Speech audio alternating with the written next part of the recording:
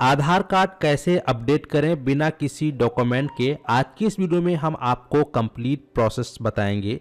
अगर किसी लड़की की शादी हो चुकी है और वह अपने ससुराल आई है तो अब वह अपने आधार कार्ड के अंदर अपने पति का एड्रेस और अपने पति का नाम कैसे करेंगी। मात्र 75 रुपये में इसके लिए आपको एक ऑनलाइन फॉर्म भरना होगा और उसको डाउनलोड करके आपको अपलोड करना होगा। कैसे क्या करना है पूरा प्रोसेस आज की इस वीडियो में लाइव दिखाएंगे। इसकी मदद से आप लोग घर बैठे बिना किसी डॉक्यूमेंट के, बिना आधार सेंटर जाए, आधार ओटीपी के जरिए ही अपने आधार कार्ड में अपने पति का नाम और एड्रेस अपडेट कर पाएंगी। तो इसके लिए आपको ये फॉर्म कैसे भरना है आज के इस वीडियो में हम आपको स्टेप बाय स्टेप पूरा प्रोसेस बताएंगे।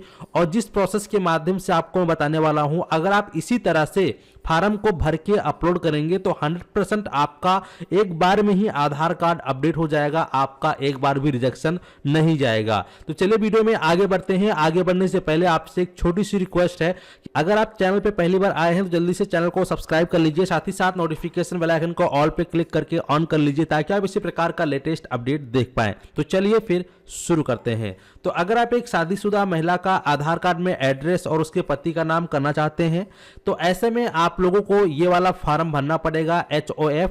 अब ये फॉर्म कैसे भरना है ताकि एक बार में ही आपका एड्रेस अपडेट कंप्लीट हो जाए, आपका रिजेक्शन ना हो। तो चलिए फिर शुरू करते हैं। तो सबसे पहले आपको ये फॉर्म को किसी भी फोटोकॉपी की दुकान पे जाना है और वहां से आपको इसको कलर में प्रिंट आउट निकलवा लेने के बाद आपको ये फॉर्म कैसे भरना है आइए यहां पर विस्तार पूर्वक समझते हैं। और जैसा मैं आपको बताऊंगा वैसे ही आपको फॉर्म भरना है, कोई भी यहां पे मिस्टेक नहीं करनी है। पहली बात यह है कि आपको इस फॉर्म को भरने के लिए एक ब्लू या ब्लैक पेन ले लेना है। अब जब आप ये फॉर्म को जो है कलर में प्रिंट आउट निकलवा लेते हैं, निकलवा लेने के बाद आपको इस फॉर्म को जो भरना है तो भरते समय आपको एक चीज का ध्यान रखना है कि जो भी डिटेल यहां आप फिल करेंगे सभी डिटेल आपको इंग्लिश में फिल करनी है। दूसरी बात यह कि फुल कैपिटल लेटर में लिखना है, आपको यहां पर स्मॉल लेटर का इस्तेमाल नहीं करना है।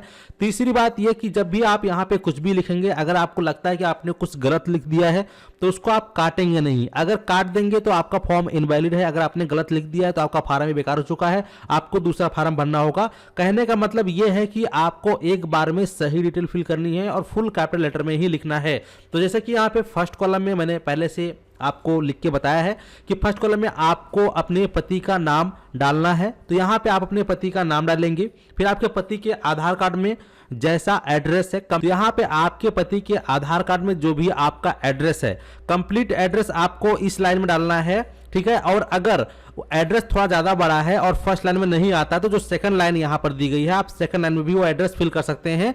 इसके बाद आपके पति का जो भी आधार कार्ड नंबर है, आधार कार्ड नंबर आप यहां पे डाल देंगे। आधार नंबर यहां पे डाल देने के बाद फिर आप यहां पे आपको वाइफ का नाम डालना है। तो यहां पे आप जिस महिला के आधार में उसके पति का एड्रेस और नाम अपडेट करना चाहते हैं तो उस महिला का यहां पे आप सबसे पहले नाम डालेंगे फुल कैपिटल लेटर में।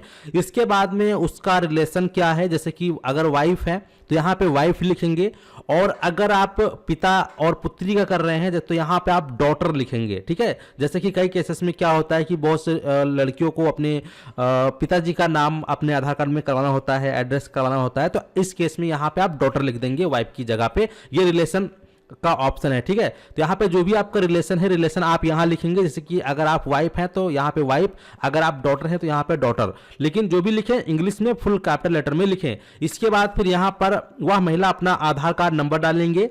आधार नंबर डाल देने के बाद फिर नीचे आएंगे, यहां आपको जो सेकंड लाइन मिल रहा है यहां पर भी आपको वाइफ का नाम डालना है, या फिर अगर आप डॉटर हैं तो उनका नाम, यानी कि यहां पे आपको लेडीज का नाम डाल देना है। अगर फर्स्ट नेम है तो यहां पर एक लाइन में ही आ जाएगा, लेकिन अगर फर्स्ट नेम भी है, मिडिल भी है, लास्ट नेम भी है तो इस केस में क्या होगा कि फर्स्ट नेम आप यहां डालें, बाकी का जो सेकंड नेम है आप इस कॉलम में डाल दीजिए, ठीक है। इसके बाद नीचे आएंगे, यहां पर ये तीसरा ऑप्शन है, इसमें भी आपको लेडीज का ही नाम डालना है, ठीक है। तो यहां पे डाल देने के बाद अब नीचे आएंगे, यहां पे आपको डेट डालनी है। डेट आपको आज की डालनी है, जब आप फॉर्म भर रहे हो तब की डेट आपको यहां डालनी है। जैसे कि मैंने डेट डाला है 13/12/2025। ऐसे ही आपको एग्जैक्ट ठीक इसी के ऊपर आपको इस प्रकार से लिख देना है। लिखने के बाद यहां पे फिर आपको अपने पति का नाम डाल देना है। पति का नाम डालने के बाद ये जो सिग्नेचर है आपको अपने पति से ही सिग्नेचर करवाना है, ठीक है। तो ये सिग्नेचर आप करवा लेंगे, इसके बाद आपका जो पूरा फॉर्म है कंप्लीट हो चुका है। अब आपको अच्छे से एक बार चेक कर लेना है कि आपने जो भी डिटेल डाली है सब कुछ सही है और आपके पति के आधार के साथ प्रॉपर मैच कर रही है। अगर प्रॉपर मैच कर रही है, सब कुछ डिटेल एकदम सही है और आपने एक भी अक्षर को काटा नहीं है, तब ऐसे में आपका फॉर्म पूरी तरह से वैलिड है। अब आपको क्या करना है कि अगर आपके पास प्रिंटर है तो आप उसको कलर में वो कर लीजिए, क्या नाम है, स्कैन कर लीजिए। लेकिन अगर आपका प्रिंटर नहीं है तो कोई दिक्कत नहीं है, आपके पास आपका स्मार्ट मोबाइल फोन है, उसमें कैमरा है।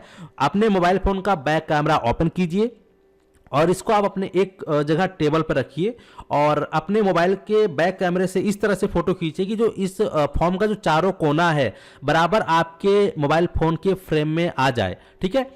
और इसके बाद फिर आप जो है माई आधार की साइट पे आएंगे। यहाँ पे जो है वो लेडीज़ के आधार से सबसे पहले आपको लॉगिन करना है और HOF के सेक्शन में जाकर उसके पति का आप आधार नंबर डालेंगे और रिलेशन में आप स्पाउस सेलेक्ट करेंगे और सेल्फ डिक्लेरेशन फॉर्म को सेलेक्ट करके यही फॉर्म आपको वहां पर जो है अपलोड कर देना है। अपलोड करने के बाद आप अपना जो पेमेंट है 75 का पेमेंट करेंगे और SRN नंबर मिलेगा।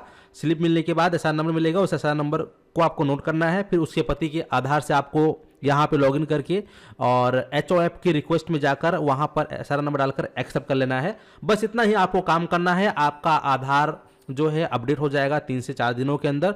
तो यह प्रक्रिया काफी ज्यादा बेहद आसान और काफी सरल है। बस ध्यान ही रखना है कि फॉर्म भरते समय आप यहां पर एक भी अक्षर काटेंगे नहीं और जो भी डिटेल यहां फिल करेंगे इंग्लिश में फिल करेंगे और फुल कैपिटल लेटर में रहेगा। और यहां पे आप में से काफी सारे लोग मुझसे कमेंट करके पूछते हैं कि क्या हम इस फॉर्म को, जैसे हमने आपको ऑनलाइन भर के दिखाया है, क्या आप भी इसको ऑनलाइन भर के सबमिट कर सकते हैं? नहीं, आपको ऑनलाइन इसको नहीं भरना है। मैं तो आपको वीडियो के माध्यम से समझाने की कोशिश कर रहा था क्योंकि मेरी जो हैंड राइटिंग थोड़ा खराब है, तो इसीलिए हमने कंप्यूटर से इसको फिल करके आपको एग्जाम्पल के लिए बताया कि किस प्रकार से कहाँ पे क्या चीज़ डालनी है, कैसे डालनी है ये चीज़, ठीक है। लेकिन आपको ये जो है अपने हाथ से ब्लू या ब्लैक पेन ले लें और उससे ही आपको फिल करना है अच्छे से। थोड़ा सा टाइम दें लेकिन कैपिटल लेटर में एकदम साफ साफ लिखा होना चाहिए ताकि जो है आधार अपडेशन में आपका रिजेक्शन ना हो। क्योंकि आधार अपडेशन में वहाँ पर यूआईडी ने एक AI सिस्टम को बिठा रखा है, कोई वहाँ पे आम आदमी या कोई ऐसा व्यक्ति नहीं बैठा है जो मैनुअली चेक कर रहा हो।